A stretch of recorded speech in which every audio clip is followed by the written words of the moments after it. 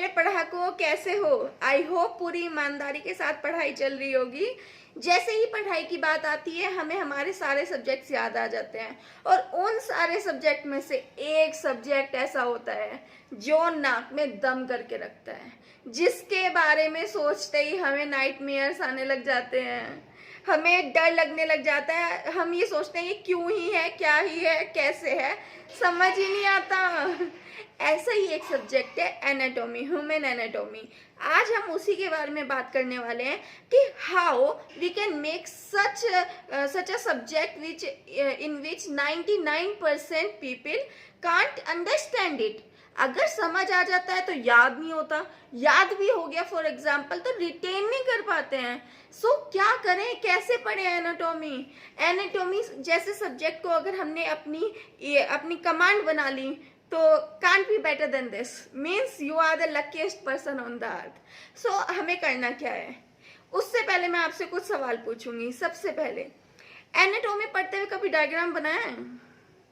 कभी class over होने के बाद खुद से डायग्राम बनाया है? उस डायग्राम को 2-3 बार बनाया है? बुक से देखा, खुद ड्रॉ करा बुक बंद करके? आपका जवाब होगा हाँ एक आधी बार, या मोस्टली बच्चे कहेंगे नहीं।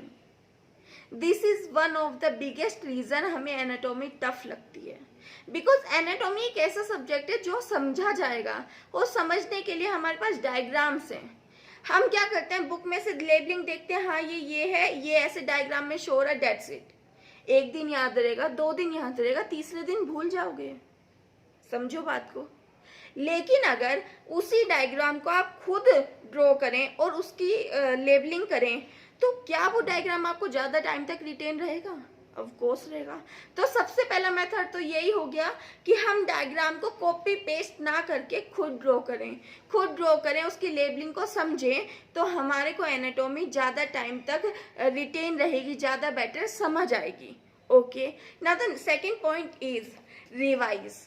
हम सबसे बड़ी कमी यही करते हैं कि एनाटॉमी, जैसे हमने एक चैप्टर या एक टॉपिक भी पढ़ लिया ना एनाटॉमी का, तो हम इतने कॉन्फिडेंट हो जाते हैं, भाई हमने तो क्या कर दिया ऐसे।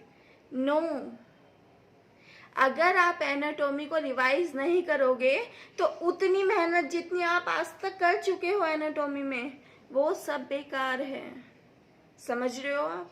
So third point is be very regular in class. जब हमें एनाटॉमी पढ़ाना शुरू करते हैं हम बहुत क्यूरियस होते हैं, हम सोचते हैं BD चौरसिया और मतलब ग्रे एनाटॉमी या उससे भी बेहतरीन बुक लेंगे। जैसे जैसे क्लास बढ़ती है और समझ आना बंद हो जाता है। सबसे पहली चीज, समझ आना क्यों बंद होता है, कभी सोचा आपने? फर्स्ट क्लास में फर्स्ट चैप्टर जब स्टार्ट होता है सब कुछ समझ आता है, सबको आता है, एग्रीड। उसके बाद समझ आना क्यों बंद हो जाता है?